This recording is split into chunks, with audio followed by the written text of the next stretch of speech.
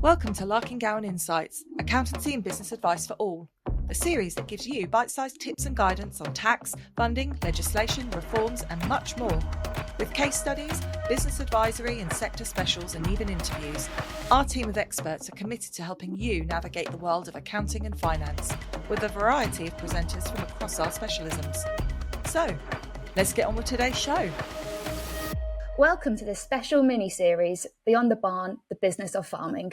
I'm your host, Laura Clayton, an Assistant Manager in the Farms and Rural Business team. In each episode, I invite a different guest to share their expertise on an array of different business topics that affect the farming and rural community. We cover tax, obviously, legal matters, succession, inheritance, and much more. We go behind the scenes of how we support our clients and hopefully give you some tips along the way. On this week's episode, I'm joined by Amber, and we're going to talk you through a day in the life in the farmings team and how we support our clients at Larking Gowen. Thank you, Amber, for joining. Please could you introduce yourself? Thank you for having me, Laura. My name is Amber-Rose Barrett and I am currently based in the Fakenham office. I have worked at Larking Gowen since 2011, always based in North Norfolk somewhere. So 14 years, coming up to 14 years of being here. I joined straight from A-levels, so nearly half my life, which is quite a long time. What about you, Laura? When did you join?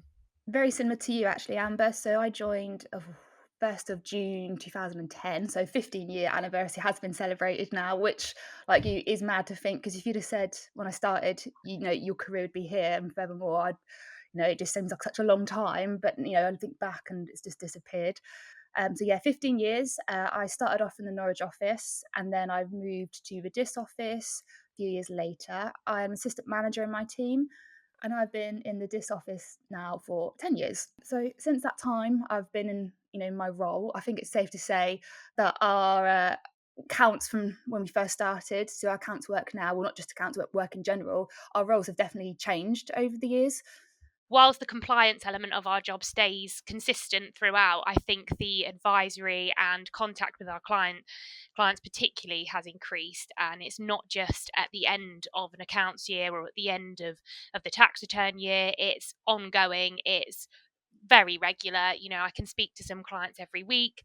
I think people are now getting more value from having that person at the end of the phone, being able to ask questions, just having that support as and when required, as opposed to waiting until the accounts have been passed and not speaking to each other for another 9 months. And I think that's just the way the world has gone, really. I think people are wanting more one-on-one contact. They want to know who they're dealing with, not just an email. Completely agree. They want a face to a name, and it's nice for us to build that relationship up over the years. I've got some clients that when I first got my portfolio, I was dealing with the parents and now I'm dealing with the children, and it's nice that because I met them at that point, they know who I am and that contact is always there. Yeah, I totally agree. And I think as well, it's more being able to go and visit clients on site. I think it gives you a really good understanding of their setup, of what they've got going on in the moment. Sometimes, as you're just asking queries or dealing with compliance or, answering their question over the phone, you don't necessarily pick up other elements of what they're doing in the day. I think when you go out on site and you can see the lay of the land and other members of the team as well, I think it's really important. So yeah, that's particularly something that I enjoy. I think our job isn't just about the now, it's not just about the past, like you said about succession and the future. It's pretty much everything. It's all of the time ongoing, and I think that's really important to just make sure that we're servicing clients to suit their daily lives as well, because particularly in our sector it's 365 days a year, isn't it? So it's non-stop. And going back to your point about meeting the clients on site, it's not just about the accounts, it's not just a compliance side, but we'll go have these meetings and so much will come out of the woodwork, which by sitting down and talking with them, with their families at their homes. That doesn't always happen on an email, like you say. Like, you just can't replace that kind of service. You just can't. Definitely. No, I think as well, it gives people confidence, because genuinely for me that is where the enjoyment comes from. It's actually understanding what our clients do, not just the very high level of what they do, but what decisions are they making, what are they worried about, what do they enjoy doing, what do they want more of, what do they want less of, what can save them time. It's those questions that you wouldn't necessarily just pass off in an email or add to the end of a set of accounts being signed. It's that ongoing point of contact. So could you give us a rundown of some of the things you've been up to this week? Yep. So this week, like every other week, is massively different. There is no 2 days the same for me. So, as is probably not a surprise to anybody, the recent budget has caused quite a lot of in questions and planning, and from an inheritance tax point of view specifically, so looking at clients' future plans, or understanding what their succession plans are, and putting together reports and different options for them from that point of view. Another thing that I'm heavily involved in and really enjoy is digital aspects of our role, so looking at software options, software integrations, and system processes. So this week we've been looking at changing different from different softwares. We've been looking at integrating a till system for our clients that have diversified, that alongside the general day to day, and given the timing, more recently P11Ds and employment related securities. Obviously, that's on the horizon within the next month. So, yeah, So you that's have been been busy. ticking along in the background as well. Yeah, but that's what I enjoy. So, what have you been up to this week? So this week I have been up to a bit of compliance work. So that has included doing a set of accounts for one of my clients. It needs a bit of a quick turnaround on it because they want to assess their taxable profits ahead of July payment on account deadline. Their payments on account are quite high at the moment, but they haven't had a year that's matched last year. So there is hopefully scope to reduce these, and nobody wants to pay too much tax ahead if they don't have to.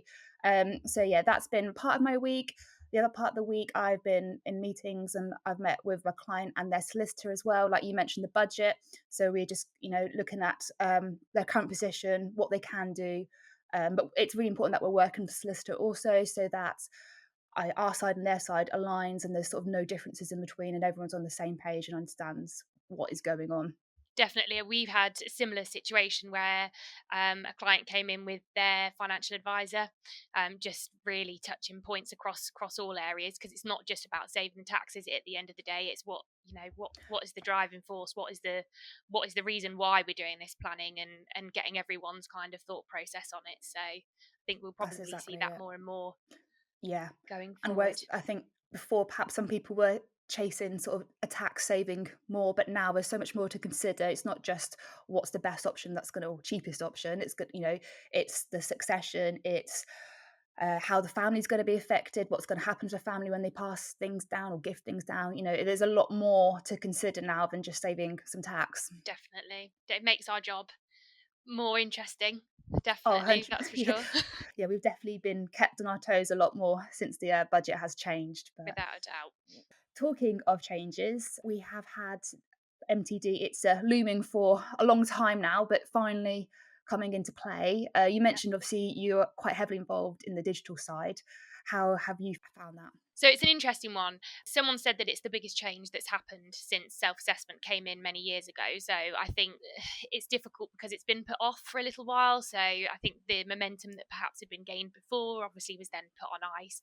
And obviously we're building that back up again. I guess with our sector, we've got quite a lot of partnerships at the moment that isn't brought into MTD for income tax, but there's still definitely a pool of clients that it does affect, not just for our sector but across the whole firm. And what is difficult, I guess, is that software firms are developing, HMRC are developing their systems. So whilst we're trying to support our clients and advise on what we can, the knowledge at the moment is still very much ongoing. So it's kind of a case of watch this space and just advising people on what we know at the moment, what we think might be coming, what their options are really. So yeah, it's a tricky one. It's all good fun, obviously. For me, the digital side of things, I think the more people that can get on a digital system is great. I think there's a lot of benefits to it, not just for the fact that they have to do it, but for their processes and for the ease of allocating their time to record keeping. Essentially, it's a lot to happen before the 5th of April, I think, for everybody. Agree. And like you say, we haven't quite got all the answers yet. We're still waiting on a few confirmations, but I think by letting the clients know, hopefully we can get them in the best place possible ahead of when this is coming, get them prepared. And as soon as we have got that intel, we can then just say, right, we know what we're doing. This is what we can do for you. And it's quite interesting. I've had some clients that are quite nervous about this too, because they are used to doing VAT for MTD.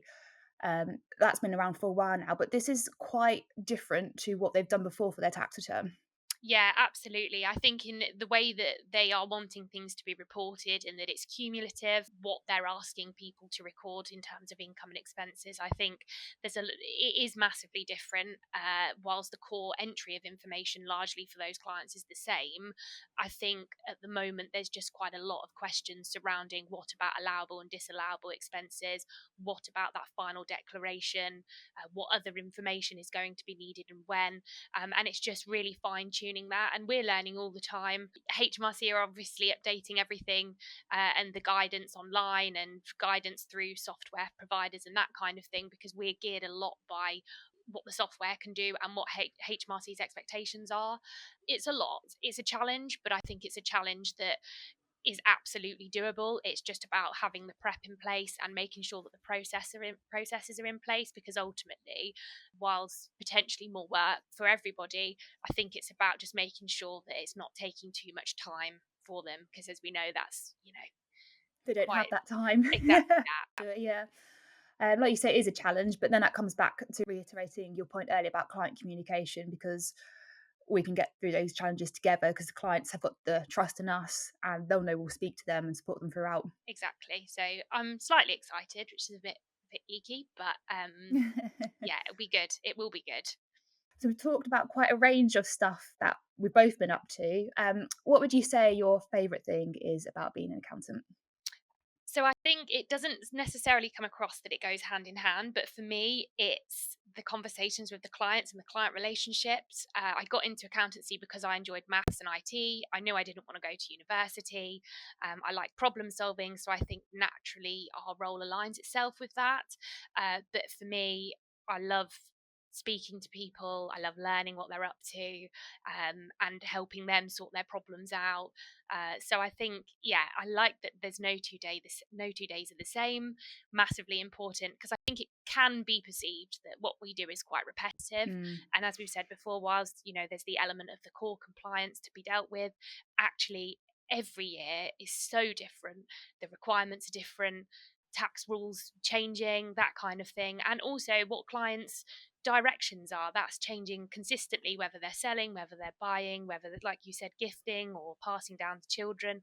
Every different client has a different opportunity to learn about them, so I think keeps us on our toes, and it's definitely not boring. What about you? What's your favorite thing? Oh, I think pretty much same. Not every day is the same. And even with the client, each year could be completely different to the next. I really enjoy spending the time with the clients, meeting them on site, getting to know them and the family, building up those relationships. But then, like you say, if there is a problem or an opportunity they want to consider, or if they want advice, I really enjoy being able to work with them to find a solution that ticks a lot of boxes and works best for them overall. Definitely. It's the client service. I think it's so important, and it's just nice having that relationship with the client. And it's the best thing ever when they sort of really, say thank you, because you've helped them. And yeah, it's just a good feeling. Yeah, totally agree. I feel the same. I think we're lucky. We're lucky to do what we do, and particularly with the clients that we work with and where we live as well. I never take that 100%. for granted. East of England is beautiful. Could not agree more. So we've obviously mentioned the budget. There's loads going on, but what do you feel like the year ahead is going to be looking like? I think for me, the next year ahead is going to be MTD focused. Obviously, we've already spoken about that to a degree, but it's going to be not just from the 5th of April, it's the prep before and it's the support ongoing. After that, we're looking at people with turnover above 30,000, reducing to 20,000. So that's only going to grow and grow over the next however many years. I'm also seeing more and more clients looking, we touched upon saving time, but streamlining their processes, trying to create marginal gains from what they're currently doing, perhaps reducing manual tasks and that kind of thing. And obviously, more planning. I think there's been a lot of uncertainty. I think the sector's quite uncertain and geared by its surroundings and what's going on elsewhere in the world, let alone the weather. So I think that always adds an element of surprise, perhaps. So yeah, what about you? Sprinkled with a bit of IHT planning, I reckon. Yeah, I think that's going to be in the pipeline for a while. Yeah, I've definitely noticed a shift of people being more proactive with it since the budget than reactive. And I think we're not looking just at immediate sort of descendants, but ones after those as well now, even ones that aren't involved in the business. So it is definitely a lot more detailed because of the changes. I'm expecting a lot more of that. But we are here to help with those sort of situations, and we're ready to help our clients with that. Yeah, I always think there's no question is too small. I think sometimes what starts off as an initial small question then builds into more and more, and there's more information gathering to be done, and perhaps more help that can be offered that perhaps people didn't even realize that they needed, particularly in Yeah. terms of like management reporting or management information. Things that they've not had before might actually just now be more readily available to them. Touching base with our clients throughout the year and being proactive, not just waiting until everything's passed, because by that point it really is quite late for us to help and make any changes. I agree. Is there anything you're not looking forward to that might be on the horizon? Winter in general. Yeah. We could do some rain though, in fairness. So if we get some rain, our Yeah, I clients feel might be like quite happy. when the longest day reaches here, I'm instantly going into kind of autumn mode. And as much as I love autumn, I really do. I'm not ready Not ready. to Yeah. for the dark nights. But no, I wouldn't say really there's anything that I don't look forward to. I think we all have our favourite tasks, and Yeah. but I think the reality is that our client service and delivering what we do remains the same, regardless of what's happening with everything else, regardless of what changes there are. I think what we offer and how we support our clients remains consistent throughout. It has to be. Definitely. Completely agree. And I know we've mentioned or sort of dabbled on supporting our clients, but is there anything else we can do to help them? I think just talking about what their concerns are, I think, and what we can do, what works for them, what doesn't work. I think it's those questions, because it might be something really small. I see it quite a lot from a digital perspective. I think, what tasks are you currently doing that you don't want to do?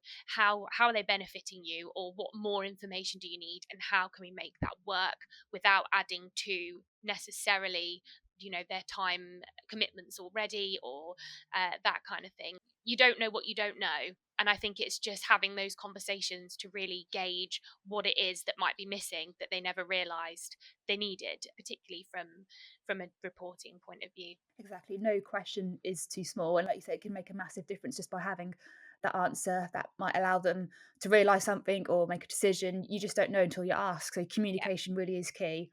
yeah, And I think the other thing of communication is, especially if there is something that's concerning or worrying or you want advice on, the sooner you talk to us, the quicker we can help.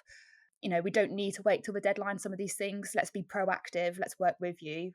And it's going to sound really corny, but talk to us. Let us help you. It's our job and we really want the best for all of our clients. absolutely. Well, thank you so much for joining us, Amber. A lot was covered there. If any of our clients have any questions, then our contact information will be in the show notes. We would love to hear from you, so please do get in touch. Thank you for joining us for Larking Gowen Insights, Accountancy and Business Advice for All. Don't forget, you can find more information about today's topic and more about how our team of experts can help you in your business by visiting our website larking-gowen.co.uk. Join us again next time for another fascinating insight into the world of accounting and finance.